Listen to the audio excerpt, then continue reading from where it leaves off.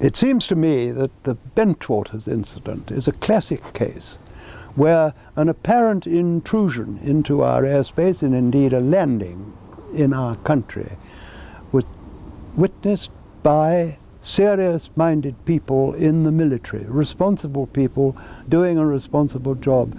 And Bentwaters is, in a sense, a benchmark for how not to deal with these matters in the future.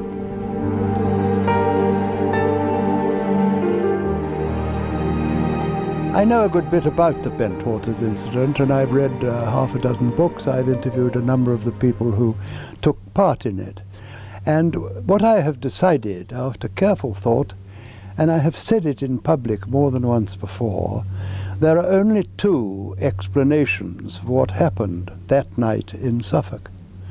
The first is that what the people concerned, including Colonel Holt, who was at the time the deputy commander of the base, and a lot of his soldiers, or airmen, they claim that something from outside the Earth's atmosphere landed at their Air Force base. They went and stood by it, they inspected it, they photographed it. The following day they took tests on the ground where it had been and found radioactive traces. They reported this. Colonel Holt wrote a memorandum which was sent to our Ministry of Defence.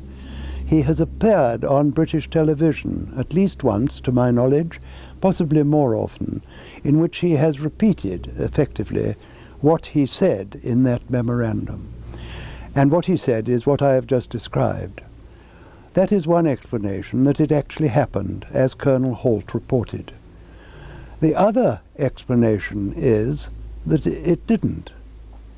And in that case, one is bound to assume that Colonel Holt and all his men were hallucinating. My position is perfectly clear. Either of those explanations is of the utmost defence interest. It has been reported and claimed, and I myself have raised it with ministers at the Defence Ministry in this country, who deny that anything they have been informed is of defence interest. Surely, to any sensible person, either of those explanations must be, cannot fail to be, of defence interest.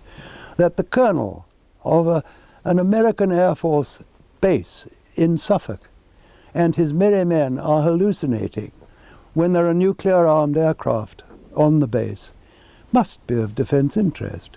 If indeed what he says took place did take place, and why on earth should he make it up, then surely the entry of a vehicle from outer space, certainly not man-made, to a defence base in this country also cannot fail to be of defence interest. And it simply isn't any good, ministers, and the Ministry of Defence in particular, saying that nothing that took place that December night in Suffolk is of defence interest. It simply isn't true. Since my name has become connected with UFO matters in quite a big way in this country, and in one or two other countries too, I have frequently been asked by a person of my background, a former chief of the Defence Staff, a former chairman of the NATO Military Committee, why I think there is a cover-up, or what the reasons may be for governments wishing to cover up the facts about UFOs. And a number of explanations have often been put forward, of which the most frequent and perhaps the most plausible is that the governments concerned, which are primarily that of the United States and that of my own country, believe that if they told the truth, which is that there are objects in our atmosphere which are technically miles in advance of anything that we can deploy, that we have no means of stopping them coming here, and that we have no defense against them should they be hostile, that, I believe, is because governments fear that if they did disclose those facts, people would panic. People would rush about, jam the switchboard like they did on that famous day in New York when there was a spoof, Martians have landed. People will go mad and they'll jump up and down. I don't believe that at all. I've said so in print. I've said it in the foreword I wrote to one of Timothy Good's books. I do not believe that people today, in the 21st century, are going to panic at that sort of information. After all, they have put up with the introduction of nuclear weapons, the destruction of 2 Japanese cities 50 years ago. They put up, not put up with, it's the wrong word, they take as a matter of course that we can land vehicles on Mars. They land to the precise instant forecast years before, vehicles on distant planets. Why should they panic?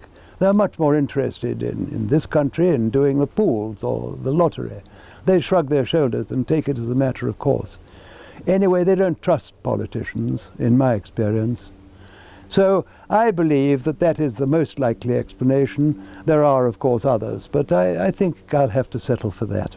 What I'd like to say is that there is a serious possibility that we are being visited and have been visited for many years by people from outer space, from other civilizations. That it behoves us, in case some of these people in the future or now should turn hostile, to find out who they are, where they come from, and what they want. This should be the subject of rigorous scientific investigation and not the subject of rubbishing by tabloid newspapers. When we got about a mile from it, as a matter of fact, we were diving on the thing and the whole aircraft was shaking. And it just took off into space at several thousand miles an hour, almost directly up. And now this was at night. It reminded me a lot of the shuttle launch, something